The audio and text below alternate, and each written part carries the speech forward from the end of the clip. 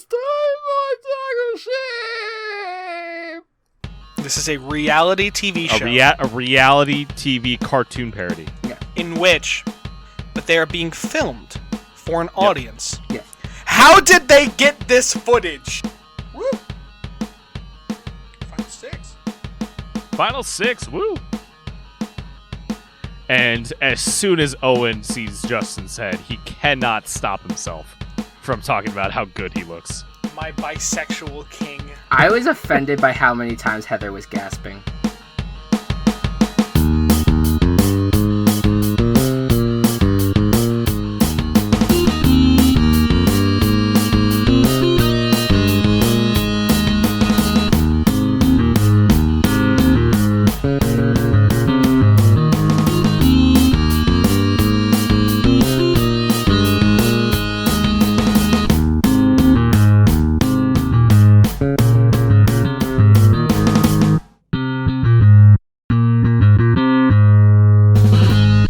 Welcome, campers, to the Dock of Shame podcast. My name is Matt, and joined with me are...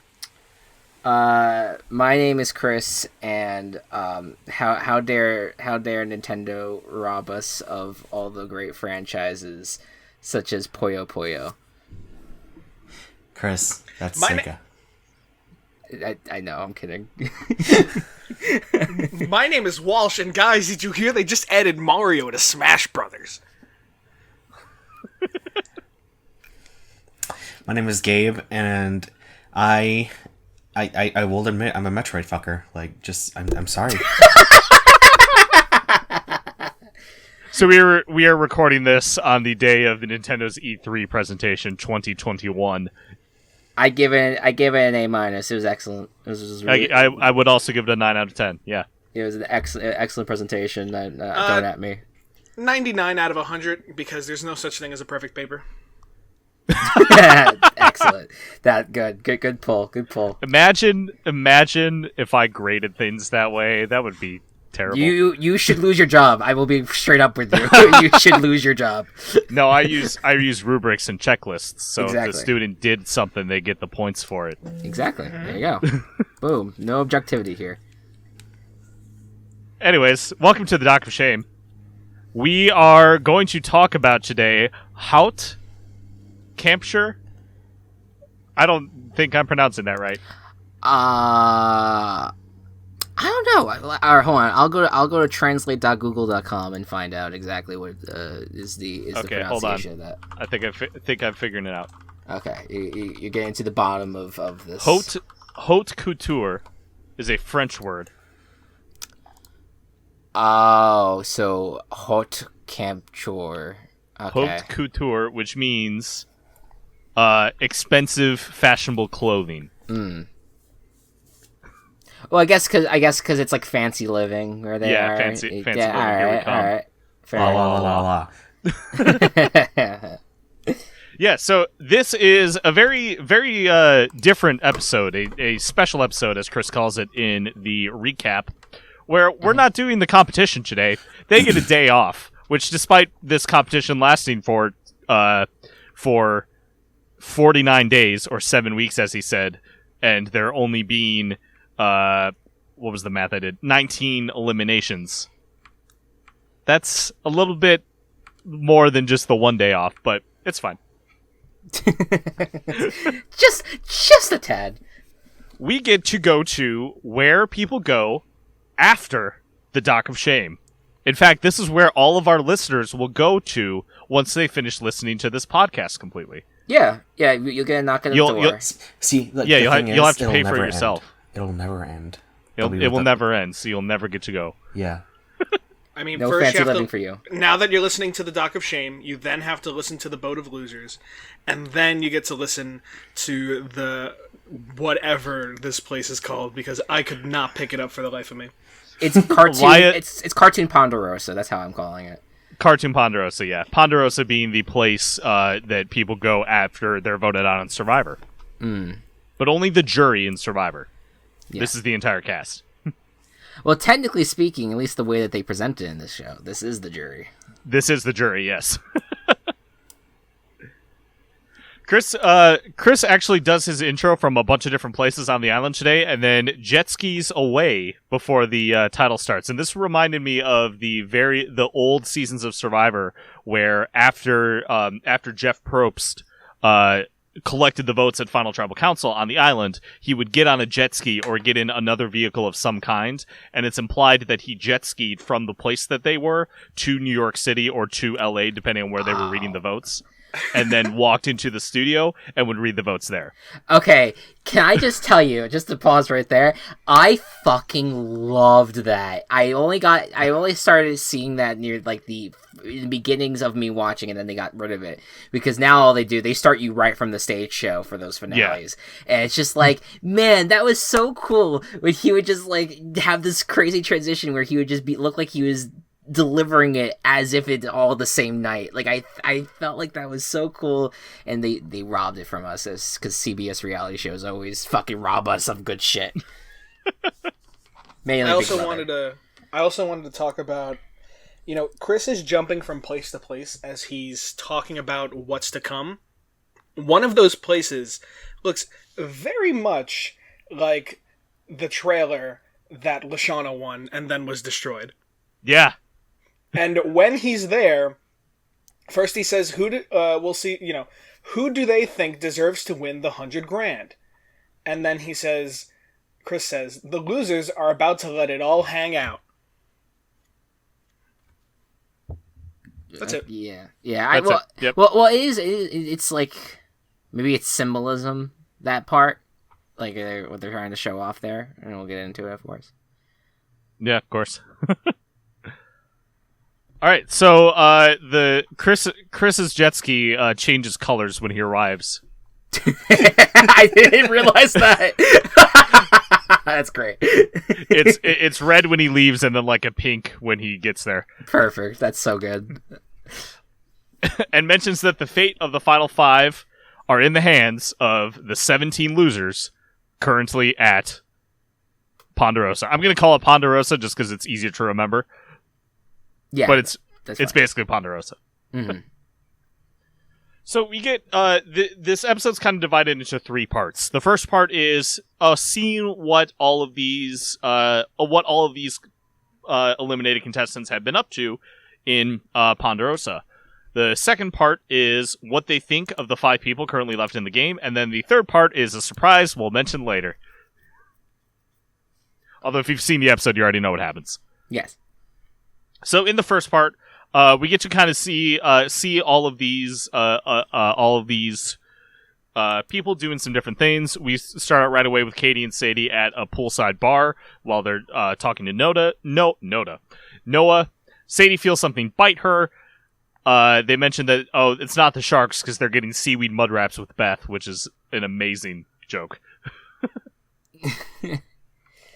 That the sharks are there in the pool with the contestants, but they're not biting them there because they're getting mud wraps. I was kind of confused because when they panned out to the sharks, I was just like, "Where's the seaweed?" And like I'm like, "Okay, well the mud's there at least." So that's the treatment. I get it. Whatever. It's fine. But it was actually Izzy that bit her. Because she felt the urge to bite something like sharks might feel, and then we get cut back to the shark again, and it just shrugs.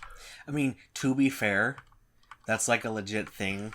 Especially like for me, that only happens when I floss right before it. I feel like I need to chew on something, so I chew on gum or whatever, because my gums feel weird. Sure. Yeah, I get that. Yeah.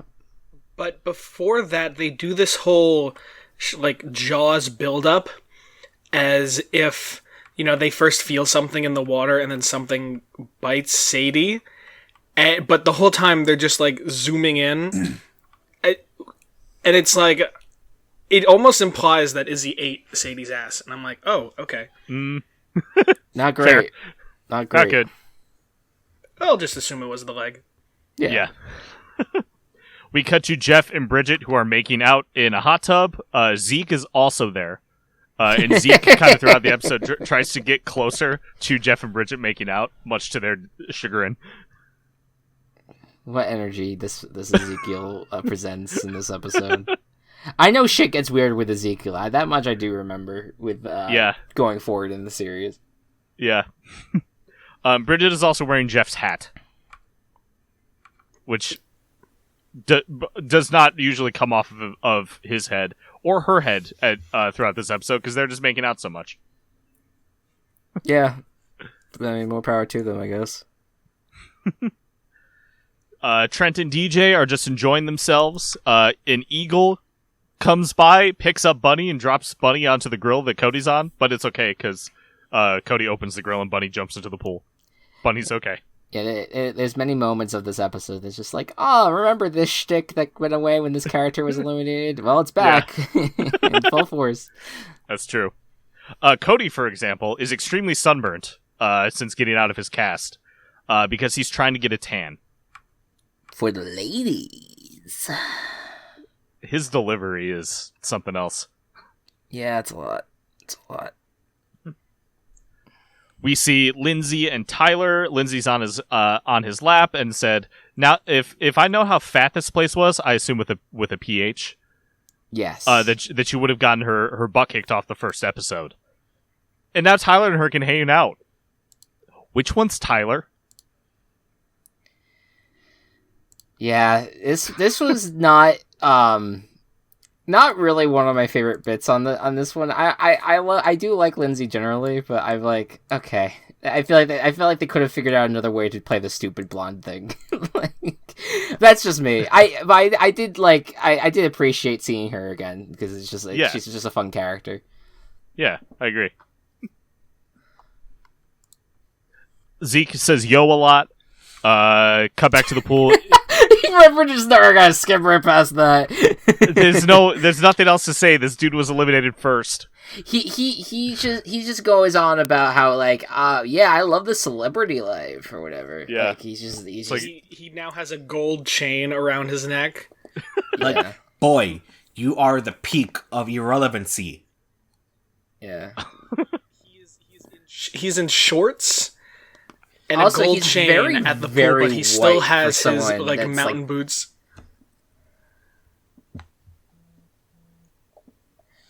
Yeah, like he's very, very white for someone that seems to be out in the sun like a shit ton right now. Yeah, maybe he's like maybe he's there, just under the water a ton. I don't know. Yeah, it's very prevalent there. Okay, maybe I shouldn't say peak of irrelevancy because we just gotta wait a few seasons. Yes. Yeah. Yeah. Yeah. Izzy grabs what she thinks is someone else's bikini bottom, but it's hers. Hate when it happens. Yep. Courtney, we find out, is still extremely mad about Harold voting her, tampering with the votes and getting her out. Which, fair.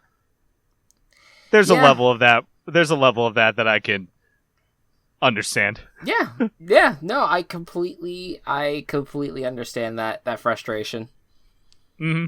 So she does what any rational person would do, and unhinges, bolts a lamp post, and starts searching for Harold with it. Yeah. I mean, that's what you do with cheaters, you know. Right. That's why Tom will beat you to death. That's why like someone came running out of the field on a Patriots game that one time and beat Tom Brady with a lamppost. Like it was very like it was kind of dramatic, but then like the announcers were like, actually, guys, this is just routine for people that have cheated. Yep. Yeah. I don't know sports, so this could all be true, and I wouldn't know the wiser. Well, the Tom Brady cheating part is very widely speculated. It's widely confirmed. Confirmed. Inconfirmed in some ways, yes. Yeah. Harold, we find out, explains his feelings a bit on like why he did what he did, and then was talking about how starving he was, which means ever since he got voted out. And remind you, Harold was the last pre-merge boot. Okay. So it's been a while. Yeah. But Harold is probably barely eaten since he was voted out. He must have like Yeah, that is kind of wild. Like, maybe has he been just like feasting on leaves or something? Like, I guess. yeah, I don't know. That's wild. But then when he asks for bologna from Trent, Trent is like still almost hesitant to help him, which means that I don't think anyone likes Harold. Yeah, that's interesting because so there was this whole scene that happened right where Trent's like hesitant to give the bologna, gives the bologna, and then Ezekiel's like, why are you helping him? Is it whatever the fuck the accent He is? specifically said that he's a traitor. He's a traitor. He's a traitor, right? And then Trent is like, yeah, well, he's gotta eat something, because otherwise he can't come out here. And it cut to, you see Courtney kind of like walking with the lamppost. That was interesting. I was just like, so what was established then was, okay, so people know what Harold did to Courtney, and so they're kind of looking at Harold and scolding him for what he did. Okay. So that made sense, but then keep going, and then it gets to another point where that confused me a little bit. Yeah, I mean we can talk about it now, but a little later on, no one else seems to want to back Courtney up either. Yeah, it was like everyone's just like, I have no idea what you're talking about, including Trent was one of them. Like right. Trent, it was Trent, and Ezekiel even came. I was like, why are you even mad at him? And then like even though he was the one that said he's a traitor, bro, and then Courtney hits him with the lamppost. Like there's some weird like mixed storyline there that I was like, I don't know if everyone's on the right page. Like what's exactly going on? What's the dynamic here? See, like, I think some of them were playing coy. Like, yeah.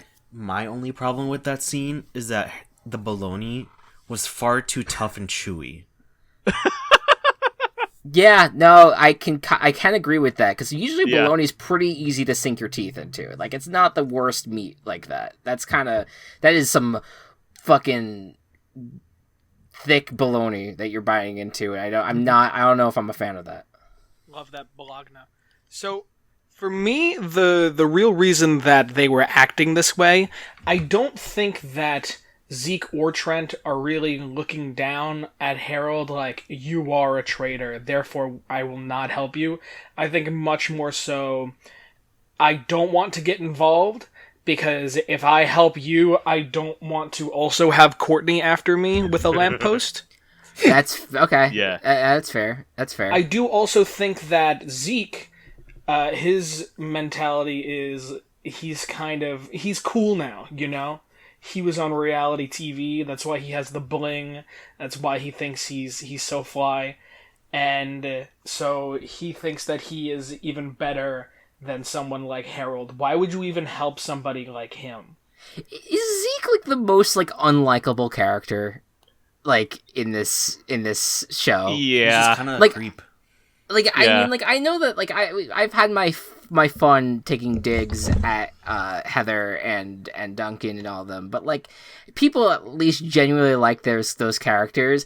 No one, who the fuck likes Zeke? Who in their right mind would look at the show and be like, you know who my favorite character is? It's Ezekiel. It's Zeke. I feel like they'd only say that ironically. Yeah, there's no way. There's no way. Like, I don't care what your belief system is, or whatever. I don't think there's a single person who would actually like Zeke. I don't care what your religion is, but if you like Zeke, yes, I don't know. I don't care what you believe in life. I don't care if you believe in God, a bunch of gods, no God, or if you believe Chris McClane is the true God. Ezekiel. Zeke is the only God. Ezekiel is not the God that you should believe in. Welcome to the Book of Canadian, where I have the freedom of religion, and that's why I'm a Zeke stan. Oh my God, is that what I'm we sorry call for people you. who follow religion stands? Religion stan. I'm a Jesus stan. God. All right, let's move on.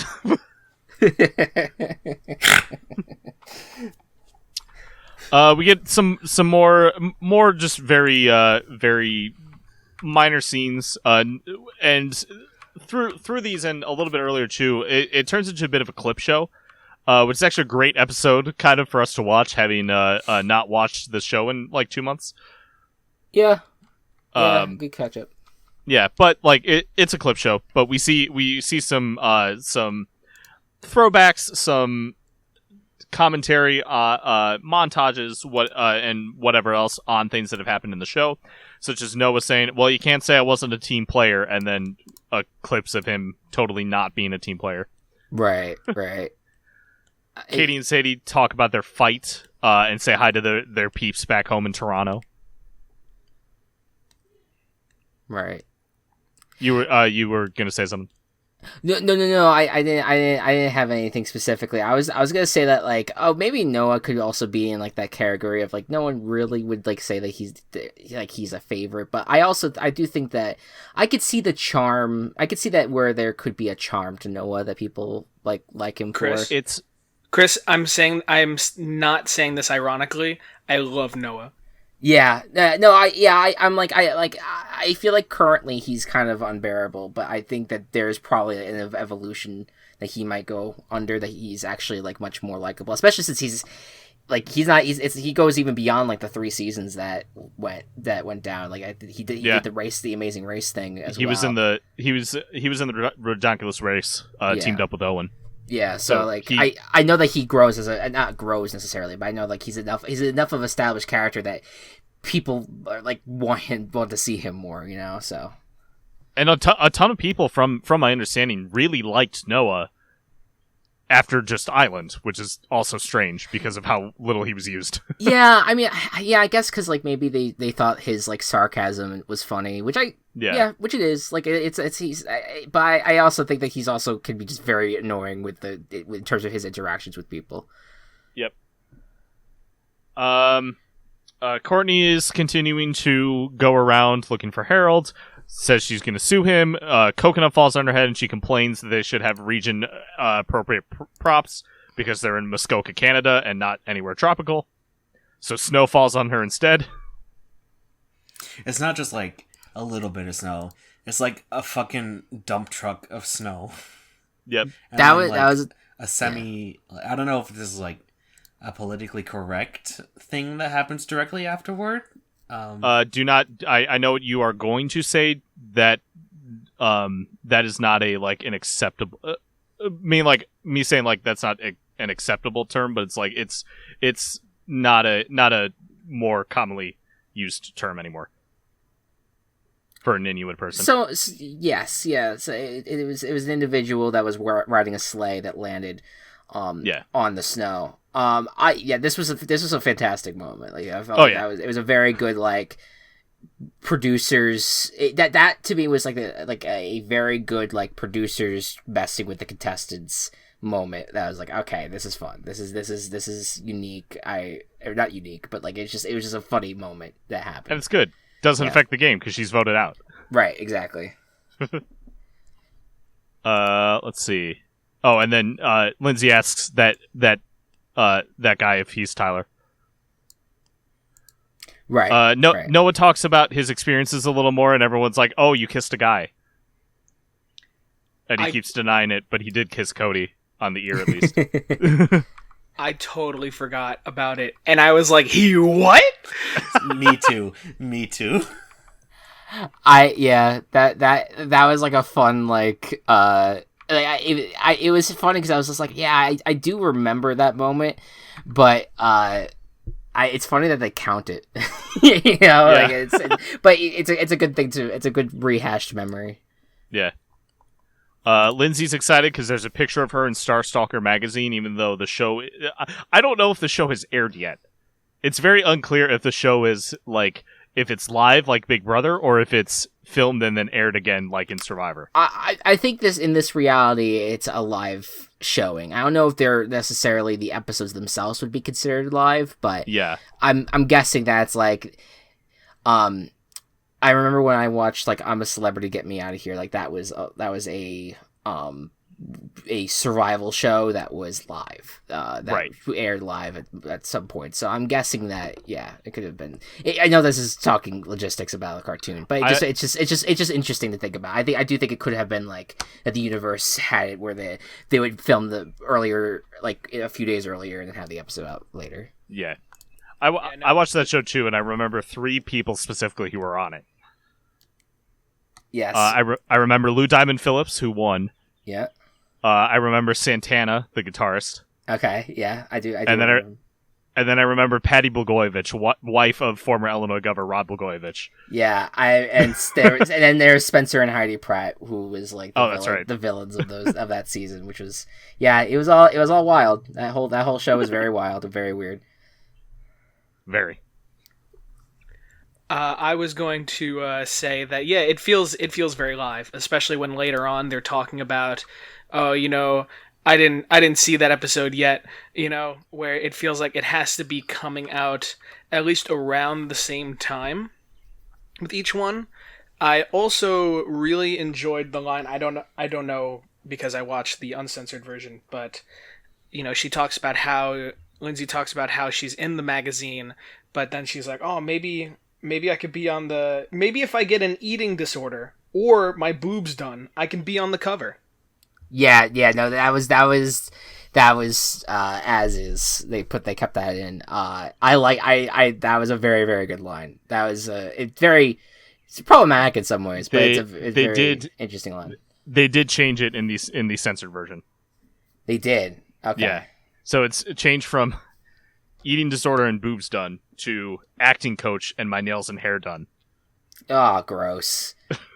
Gross. I like I said, like the line is slightly problematic and kind of a commentary on the culture of being a female, especially a woman in like Hollywood and stuff. But yeah, I thought it was a good commentary. To me, though, it was also one of those moments where a often dumb character says something kind of smart. Yes. Yeah. Exactly. Yeah. It turns out I actually I thought I watched the uncensored version. I watched the censored version because I'm looking at some of these changes, and I definitely did. No, yeah, it was eating. It was. I can confirm what Walsh watched then. Yeah. Yep. I watched that too. All right. Where were we? Next to Trent. Yeah. So some people get asked like what they would tell a contestant still in the game, and he says that he would tell Gwen that he's rooting for her, and we get like a love montage of what of their relationship so far, and we find out that Izzy is actually still mad at Trent for kissing Heather. Yeah, I mean, yeah, that's the thing. I'm like, I think there is meant to be like a little bit of sympathy being paid here to Trent, but I don't. I feel like, yeah, if she went to kiss you, you pulled the fuck back. Like, I don't care. I don't care if she like had her arms around you, like fucking kick and scream, because that's fucking sexual, like assault that she's doing. Yeah.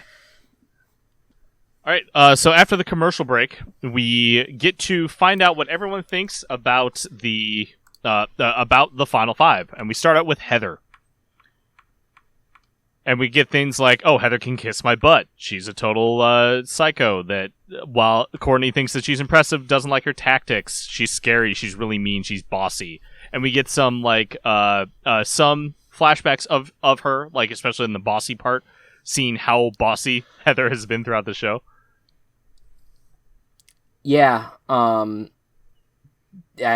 think that the commentary was fitting. I think that they're heavily implying that if it came to a vote and Heather was at the end, that there would not be very many people that would vote for her at the end, which would have been an interesting conversation more if that is how the show ended up going, that direction that it ended up going. But it goes to what I've been seeing in, like, Big Brother in recent years, and that, if you're a dick, people are not going to vote for you at the end. When you have a jury as part of a reality show, you have to kind of treat people well, even if you're stabbing them in the back, because they're gonna remember how you made them feel in the bad ways more than the way you make them feel good. So try to have more good than bad.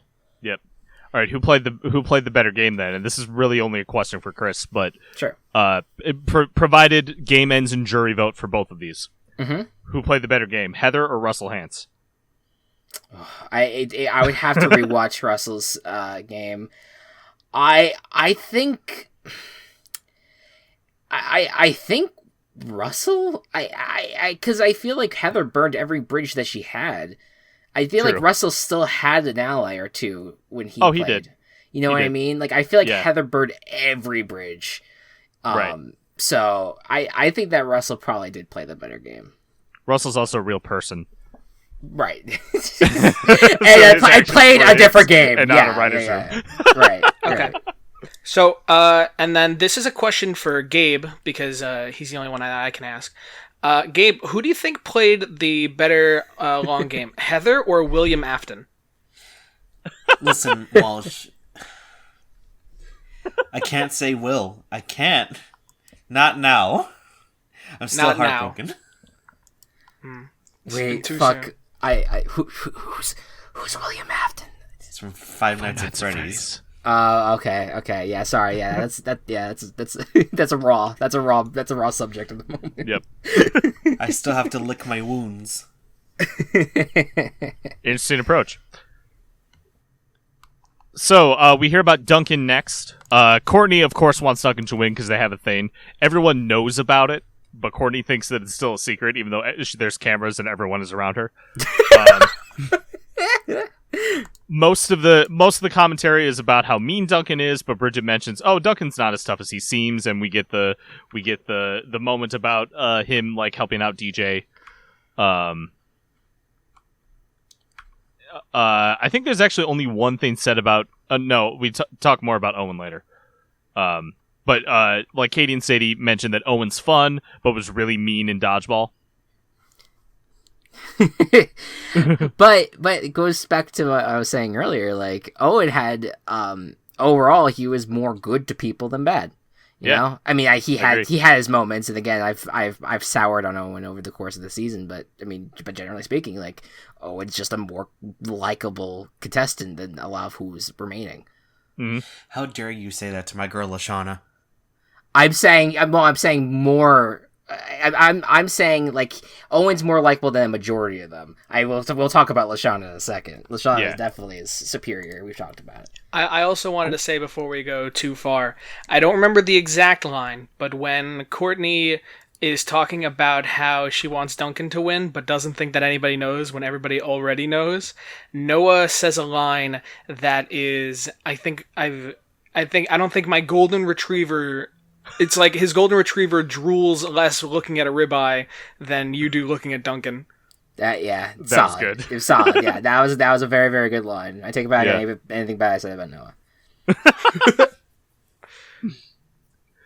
So they when it comes to Gwen, they mention that she can be a little bit harsh sometimes, but for the most part, she's good. Bridget says she would vote for either Gwen or Lashana to win. Lindsay says that, hey, we should probably talk about LaFonda. And no one can say anything bad about her. It's all positive stuff. Even locking Heather in a fridge. Yeah.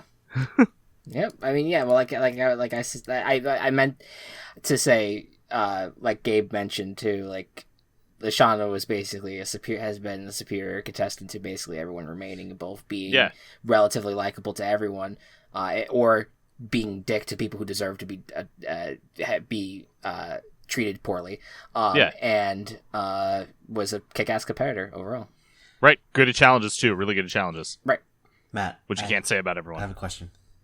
Yeah. Did she actually say LaFonda? Yes. I feel like that's a subtle reference to Napoleon Dynamite. Because... Oh, when is that? I forget. Is it Napoleon? Is it his brother's date? Yeah. Hold on. Her name was LaFonda. She was extremely tall.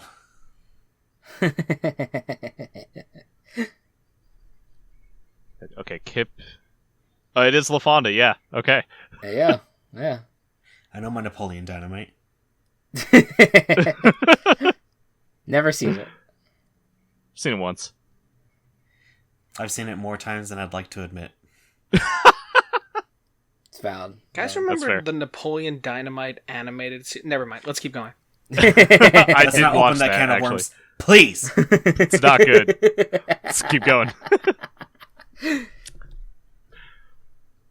So later that night, they're all gathered by the pool. Trent's playing guitar for everyone. I have a feeling Trent does that a lot, and I'm sure people like it because Trent's a pretty good guitar player. Cody's still sunburnt as hell. Trent keeps aggravating that sunburn, maybe accidentally. DJ just asked everyone who they want to win. Katie and Sadie mentioned that they'll vote for each other.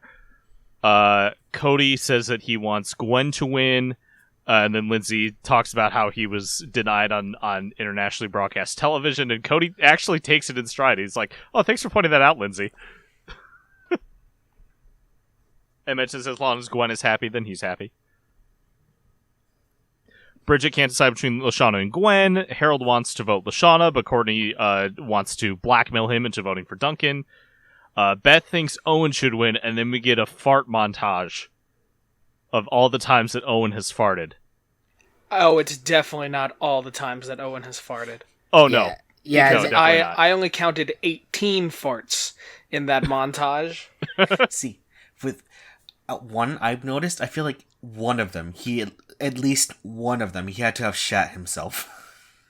Because the sound was horrible. What the segue for that was Noah actually saying that he was like a human, like atomic gas bag or something like that. Was the term that Noah used? Noah used, yeah. Atomic bag of not just fuse. Yeah, whatever. Jeff also agrees that Owen, he would go with Owen. DJ and Ava both expressed their support for Duncan. A lot of talk about Gwen winning, and then Chris shows up and kind of just poofs into existence. Mm-hmm. Because everyone there gets to vote off the next camper. Right after that, Bunny lands on Lindsay's lap, asks if the bunny is Tyler. Yes. And that's the last time that joke has happened. Yeah, they kind of beat it to the ground.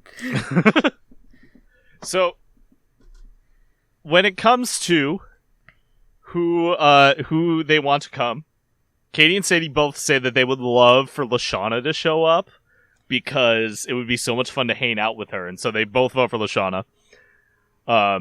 Courtney says, if you like Lashana, why don't you, then you shouldn't say her name. And then Courtney and Harold start fighting. Lindsay votes for Lashana twice, then Izzy accidentally says it, and then a parrot starts saying its name over and over. Trent says, Chris, that's not fair. It doesn't know who Lashana is. And we keep hearing, Lashana, Lashana, Lashana. Yeah, the every single time they said the name, you heard a little ding in the background, and that counted the vote. That counted the Lashana vote. Yep. Lashana is then being pushed into the boat of losers by Chef, and Lashana has been eliminated from the game. Okay.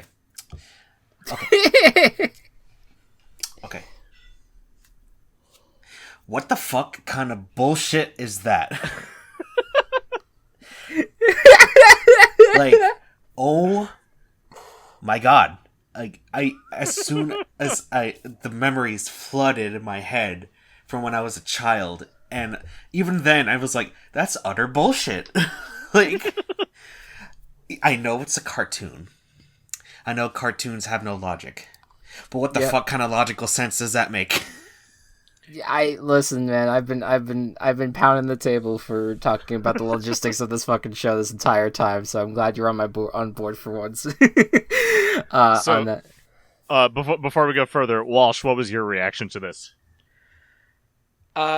So I'll go back to talk about what I have written in my notes, but I'm here with my notes. I say 18 farts in a row. Tonight they'll be voting the next person off. And then in all caps, stop! Just stop saying her name. And then just what with a question mark? And then a small side note of Chef Watch that Chef leads her onto the boat. Small Chef Watch. So, I feel like I've been willing to let certain things go up to this point. Because it is, you guys talk about the logistics of things. It is a cartoon. We're willing to suspend our disbelief for some things. Like, the sharks are next to the pool getting their seaweed wrap with Beth, and that's funny. Or, oh, Harold can just mess with the votes because he's upset. And right there is a cathartic release of seeing Harold get some revenge. But this just feels so sloppy.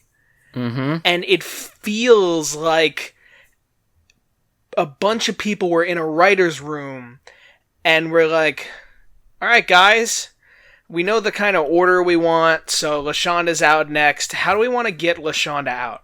Maybe through a creative challenge or something like that.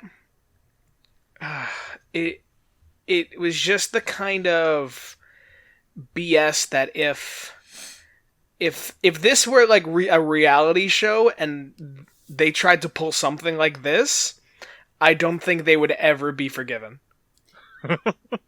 Yeah, to talk, I mean, I definitely wanted to hear Walsh and Gabe's point of view on this, and me and Matt have been texting and talking constantly about how Chris and I have known.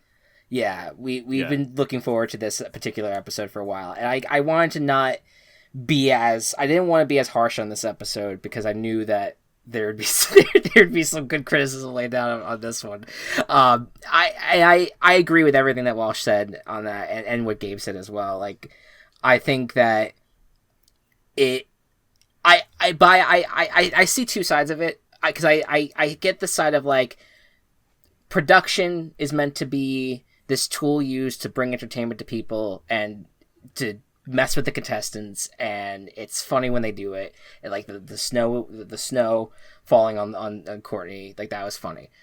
But there was nothing about this scene that was funny to me.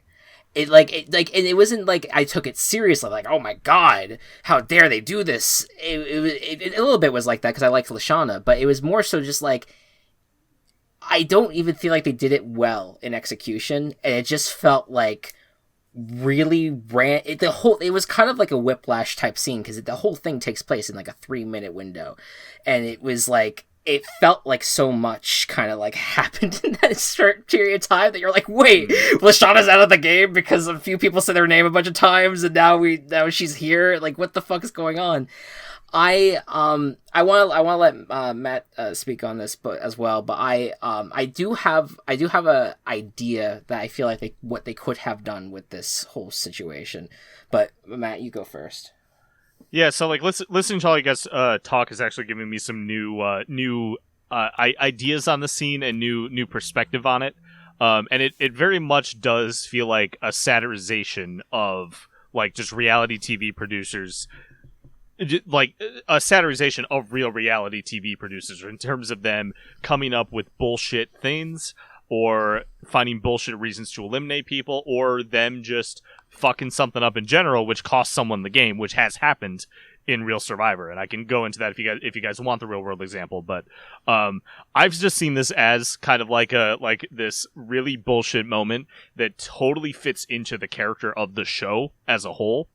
As unfair as it is, and as much as I love LaShawna, it's the just pinnacle example of the producers and Chris are not on the side of the campers, and they just want to create drama, as the title of the show implies. But I agree with that. But there's no payoff on that. True. Like, we never see LaShawna, like, and this is just, I know this is spoilers for, down the road, but we never actually see LaShawna properly react to that whole sequence. Like, we don't actually see her get mad at Lindsay for saying her name a bunch, or for Katie and say, like, we don't get that satisfaction. We just, the next time we see LaShawna, it's at the finale, and that whole storyline, we've moved past it. And it's such a crazy, weird moment in the show that you would feel like, especially with a character like LaShawna, who is so likable, and for us at least, we all like her, and the fact that she was taken out of the show on like just out of whim and out of unfairness, like, you feel like that would have a more lasting impact overall. That 3-minute window is all we get of that. And then we lose LaShawna because of it. At least for the rest until the finale. So my thing is, and just to hear me out on this, because this was I was like, okay, how could they do this better? I don't know how they could potentially do this episode better or end it in a better way where it's positioned. I think that what they could have done is moved this episode to the midpoint where we had the eat off competition. Move it to that point and have the ending of that episode be a competition that decides the two contestants that get back into the game. I feel like that would have brought drama. I felt like you could have talked about the characters that have left the game to that point, and I feel like they could have added the context of why Eva and Izzy were the ones that were brought back into the game. And then for Lashana's elimination, you could have kept that eating competition that was in place, or you could have just invented another competition that, to me, or at that point, it makes more sense that Lashana was eliminated in. Because in the context of what it is right now, I get the hilarity of it, and I totally understand the other point of view of it. It doesn't work for me for where it is right now. I think switching those things around could have made it a little bit better and make a little bit more sense. Yeah, and that actually is a great idea. I was going in my chair. I was like, ooh, that would have worked out really well. So I totally agree with that. The big complaint that I have is just that Lashana didn't have time in this episode or a speaking role, which has been a criticism of a lot of the post-merge episodes for me, with the exception of Jeff's elimination and Lindsay's elimination. The eliminated contestant really doesn't do that much, and I guess Trent as well. Trent was a major figure in the episode he got booted. Sure, yeah. Yeah, but with the exception of those, the eliminated contestant has mostly been an afterthought. Like, the episode has not been necessarily about them, and not that it necessarily has to be, because they're about to leave, and you got to focus on the main characters who are going to be to the end. But especially now that we're in the final 5, and these are the main characters of the show, these are the people whose stories are told this season, you need to have a better send-off for a character like Lashana. Yeah, who has been essentially the main challenge beast, and other than Gwen, the antithesis to Heather. And the only other argument I could even make for the having it and having it have just stay the same the way it is the idea that Lashana is so likable that no one has a problem with her. What Courtney was saying, I can't say a single thing bad, and I say negative things all the time. I think that maybe the whole idea of this ending could have been that we couldn't get rid of Lashana any other way. No one would have voted her out, and no way would she have lost the competition, so this is the only way that she would have been eliminated. But I feel like that's not good. No, that might be worse. Yeah, I feel like that's not. I feel like that's not really a good way of presenting that. I feel like you could have had it be like that. This was a super challenging competition that not even Lashana could overcome. I would have even been fine with some total drama bullshittery where, let's ask everybody to vote for a character, and then they're all like, ooh, most of them are Lashana, and some are like, oh, but Gwen, oh, but Duncan, and then they realize they weren't voting for who they want to see win, they were voting for who's going to be eliminated. I would have been fine with that. I think that might have worked out pretty well. I agree with that. It is just such bullshit, and even if you were going to get somebody on a technical thing, it's not even established, just say their name and they're out, and you voted, and it just feels like once it starts going, they just want to. It's specifically to fuck with you. Exactly. Yeah, I completely agree. And just one other note, I feel like if they were to do this episode and did it the way they did it, I feel like it would have made sense to put Heather out here. Because I think it would have... I know that would have... I know the next 2 episodes have a lot of good Heather moments in it, but I think that it would have been fitting for Heather to have been eliminated by the peers that she had eliminated. I feel like that made more sense than a Lashana elimination. And I think that we would be able to maybe look over the unfairness of it a lot more if it was a Heather elimination. But it's because Lashana is such a likable character that it's like, oh my god, like, there's so many layers to this that just they completely botched. And I completely agree with what you said, Walsh. Like, they could have pinned it like, all right, you guys are casting your votes now for who you want to win. And it's like, oh wait, no, you didn't. No, we just lied to you. You got, you know, like, it's something like that. That could have been a lot better. Or phrase it in a very ambiguous way. So it's like, okay, you're all casting your votes now. Yeah, exactly. Yeah. Thinking it's like for who they want to win. And then it's like, oh, casting your votes for who you want eliminated. Yeah. Maybe Did I not say that? Yeah. Maybe it's because it's like there was so little time left in the episode. Yeah. Like that could potentially have been the factor, but I don't know. It was very messily done. Poor choice. I'm not. So I guess my final thoughts are: I'm not against the idea of eliminating Lashana this way, but the execution was poor. Mm-hmm. Yeah, I agree. Yeah. I before we go on to ratings, I have a quick question for you guys. Yeah. And I think a lot of you guys have been very vocal, but in a kind of similar way that this question goes. Well, actually, I have two things I want to ask. But the first question is, what are your thoughts on the final 5 individuals? I think that all 5 of them have a chance to win the game if they're at the end against the right person. Mm-hmm. So, like, Heather could probably only win against maybe Duncan.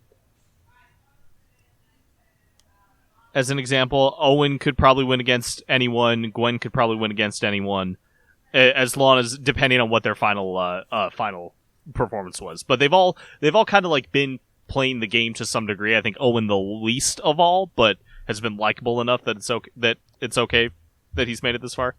Mm-hmm. But they've all like shown some strategy, as much strategy as you need to show in total drama. And yeah, that's pretty much it. My overall assumption, I guess. Analysis, not assumption. Yeah. I think that I agree with that sentiment. I mean, I think that if you had to, I mean, I'm looking at it from a Final Four perspective because now we know Lashana's no longer in it. But yeah, I mean, for me, I think that out of the 4 contestants that are remaining and how they play the game, I think that Gwen probably stands the best chance to win. Just because I do think that, generally speaking, that she is among the more likable contestants that are left that has also really played the game. Like you said, Matt, like Owen hasn't really done a whole lot. He kind of just has existed. He's just who he is. He's the comic relief of these episodes. But Gwen has really been in the thick of it. And Heather Duncan have had. Duncan had his like maybe one moment of being nice, but overall, like both Duncan and Heather have been the villains of the season, and unless they're sitting next to each other, I don't know if Duncan would win over Gwen. Like, I don't know. I think he could win over Owen maybe if we're saying that this is actually like a jury situation. I think that Duncan could win over Owen and maybe have Heather. I don't think anyone beats Gwen. I don't think anyone would beat Gwen in this situation. Just like because I think that she just has played the neutral enough game where she hasn't gotten on the bad side of a ton of jurors, and whereas Duncan and Heather have, and Owen could just be looked at as being useless. But Owen has the personality to win over people. Gabe?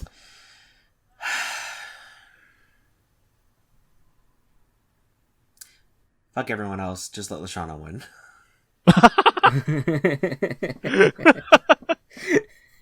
I understand your pain. Yeah, it's a valid point at this point. All right, you want to do ratings? Yeah, let's do ratings. Let's do it. I'll start and say I'm actually on like the grand scheme of things. I'm gonna put this at a 6. Okay. I think that there is enough there in the episode of fun moments and solid writing and fun recap that I could forgive this episode for a lot of its flaws. But to me, the 4 stars, the four other points are lost just because of the weird ending. And it was another one of those episodes where I'm like, I kind of wish that we were back doing, like, I don't know, like I felt like it's a mix of like the competition and the fact that, like, I don't know if from a cartoon point of view for me and from a reality show point of view, if I really care about what these contestants are, like, their thoughts are at the moment. Like, I kind of want to still watch the competition that's going on the other island. But that was like a point of that. The other 3 is all the Lashana elimination just being as messy as it was. Yeah. I'll go next. I'm also going to give it a 6 for a little bit similar reasons. This episode was a lot shorter than I remembered it being. Like, there were less things that happened in the episode than I remember from when I was a kid, for some reason. Mm-hmm. So it just kind of felt like a bunch of just a lot smaller stuff. Clip shows usually drag things down for me as much as, like, they can be effective sometimes. I guess I just binged so much stuff that whenever I come across one, it's like, oh, really? Yeah, skip it. It's a skipping episode usually. And then the execution. While I'm not opposed to, like I said, not opposed to the idea of Lashana being eliminated this way, the execution wasn't the best. So a little bit off for me on that too. And I wouldn't put it up above some other episodes that have given a 7. So that's kind of where I'm landing. Can I go next? Sure. I'm going to give this episode a 2. Okay. Wow. Okay. I think a lot of the episode really feels... I mean, a lot of it is really just flashbacks and catching you up on not only where these characters are now, but what's happened so far. It feels like a filler episode that you could really go without. And while maybe there were some interesting gags, it is a episode that... I mean, for a show that really is a kind of ensemble show, most episodes have a protagonist or character to follow through on, which is why a lot of these later episodes have worked so well. It's been a smaller cast that you can follow a lot more easily, but especially this kind of episode where we take the characters that we really haven't put as much focus on, and it's an ensemble just cast of characters where only maybe a quarter of them are likable, it becomes really hard to enjoy a lot of it. Other than maybe some entertaining gags here and there, it's hard to watch sometimes. Where I found myself kind of bored at times because characters would be going over and recapping things that, you know, most of us remembered already. I mean, maybe there were some things like, oh, I forgot that happened, or I forgot this happened because it was so early on, because some characters were only there so early on. And it was nice to see, like, I enjoy Noah, because when you have so many characters that are so off the wall or crazy, it can be really nice to have somebody sarcastic to just put them in their place for a moment. But when the attention is on Sadie and Katie, and the attention is on Zeke being really weird and constantly trying to sneak up on Bridget and Jeff's making out in the hot tub, it felt like, oh, this is a nice little thing to kind of just check up on, but that, like, without having much to offer, not moving anything forward, and then an ending that kind of feels insulting to the viewer. Mm-hmm. I don't want to give it anything higher than a 2. That's completely valid. All right. Gabe? Now, I'm gonna give it a 0, and it's not because of of like my shallow, like, oh, Lashana, like my shallow Lashana standing. It's just pretty much all the same reasons Walsh has listed. Are I agree with, but I just think it's so bullshit. Like, I cannot stand it, and I know, boohoo, it's a cartoon, but like. No, you're valid to feel this way. Absolutely. Absolutely. It's just like, come on, man. You couldn't have done anything better. You know what? I've been convinced by both of you. Put me at a 3. Put me at a 3. Okay. I'm gonna stay at a 6. Just so this episode isn't totally buried. But this is our lowest rated episode of the show.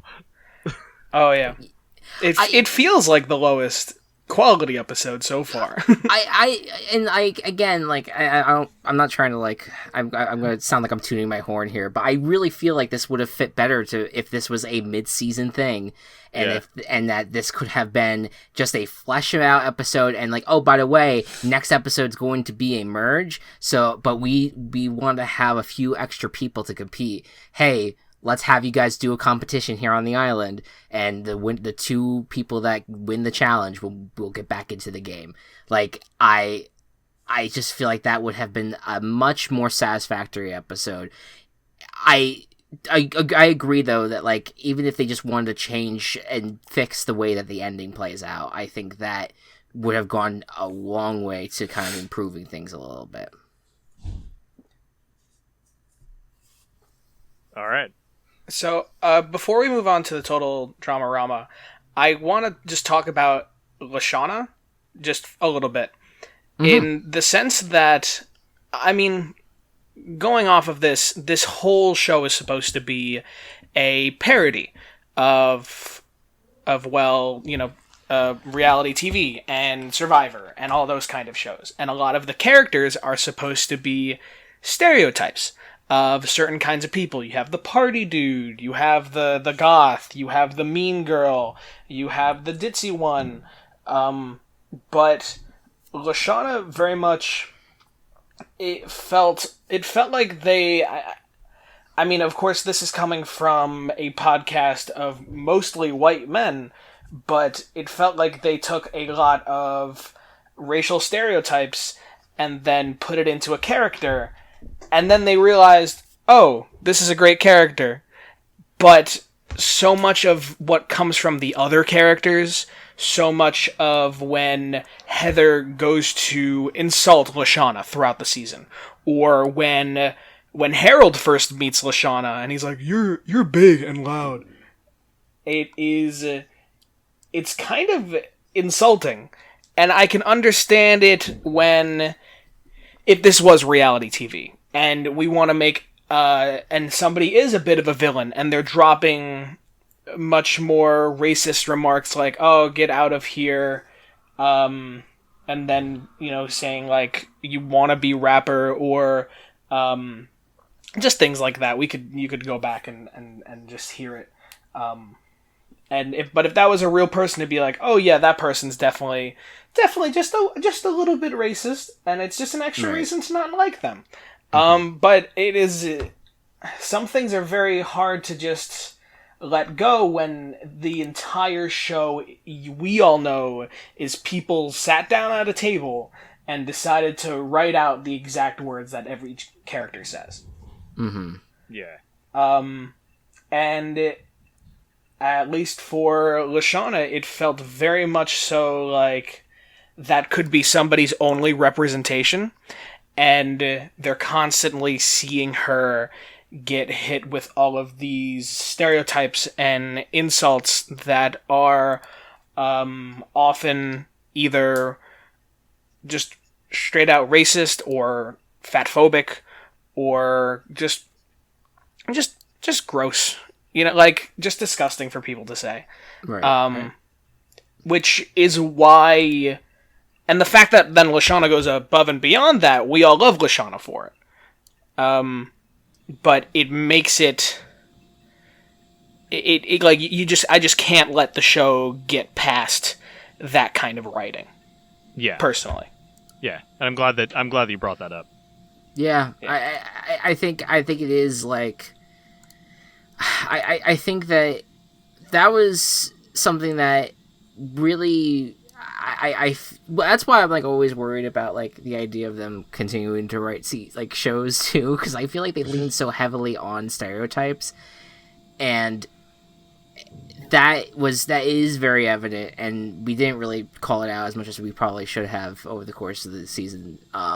But it is I am glad that Lashana, the character, was still able to kind of stand above that, about the insults that were being thrown at her, which is good. Like, I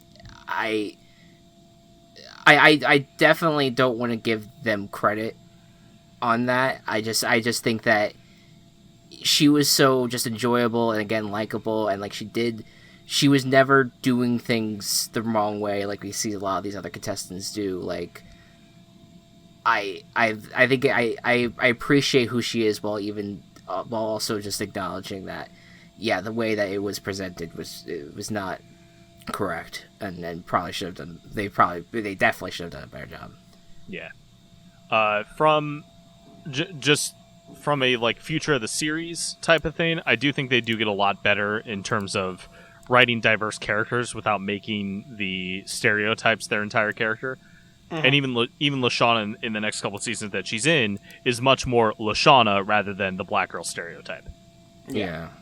I feel like that's great to hear. Because I have not really watched any of the second or third season. I guess where my point where I point that out is like, not so much racial stereotypes, but just general, like how they write stereotypes in Revenge of the Island and Pakatow Island, and how those are just completely, like, they're egregious, and there's like a mental health stigma, especially in the Revenge of the Island thing, that they go too far with. Like, they lean so hard into these things that they're just not realizing what they're doing, and that's a very much a black mark on the Total Drama Island, the Total Drama series as a whole, I would say.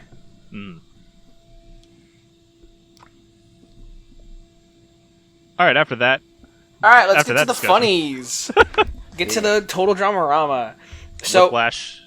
In segue, in honor of the death of the best character on Total Drama Island, and you know, of course, last time was the conspiracy of the Lost episode, so I put it off from that one. But now we can finally bask in the glory of episode 69 of Total Drama Rama. Now, of course, my episode number, I am going off of the Wikipedia, so like I've said previously, it's a little different if you look at the wiki. So this is episode 69. This is season 2, episode 18. This one is coming in from Miles Smith. Thank you, Miles. The episode is titled "He Who Wears the Clown." So boy. A play, I believe that's a play on like "He Who Wears the Crown." He who wears the clown. Okay. I'm gonna read the Wikipedia first, which I think I'm just saying the way I am reading it is the way it is written, and it's definitely somebody fucked up here. When shows up at a daycare, that was when, as in like when is it happening? When shows up at a daycare for Harold's birthday, comma, Owen wishes to be a clown, so the clown has him honk his names 3 times, and Owen literally becomes a clown, comma, but everything has a price on it. Bro? What the fuck is that last part supposed to mean? Any sort of media that depicts clowns as a different entity than human is always the most terrifying. So I'm going to read the Total Drama Wiki description. Okay. After trying on the nose of a clown, Owen learns that this is how clowns are made, and he is stuck as a clown until he can trick someone else into asking to try on the nose. So it's a parasite host situation.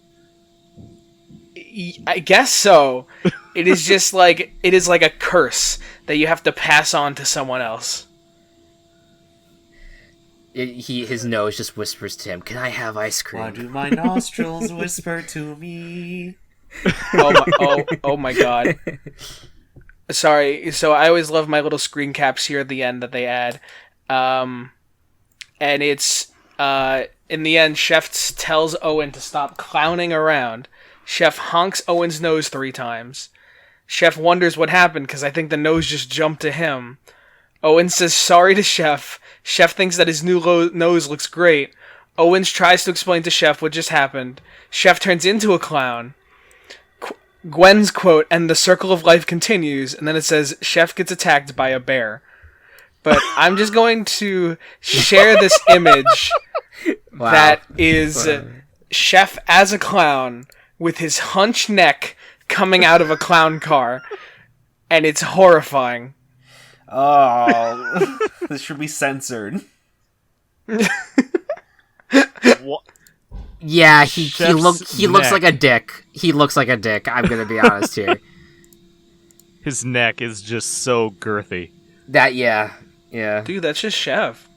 I know that's just Chef, but don't do that. Oh man, that's just straight up unfortunate. And such the circle of life continues. Jesus Christ. This has been the Doc of Shame podcast. Let the circle of life continue, and we'll see you all next time. Find the clown that's within you. The Doc of Shame podcast is brought to you by Team Chaos Productions. Find us on Twitter at Doc of Shame, and find more of our work at Team Chaos Pods.